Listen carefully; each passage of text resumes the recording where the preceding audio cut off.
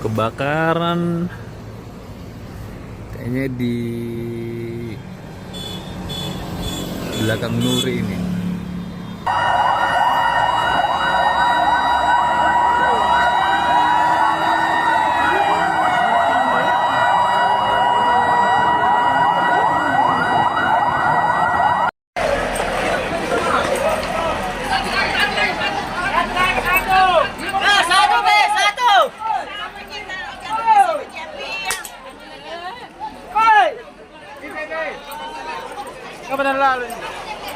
Tidak ada itu orang dalam kuih ya kan?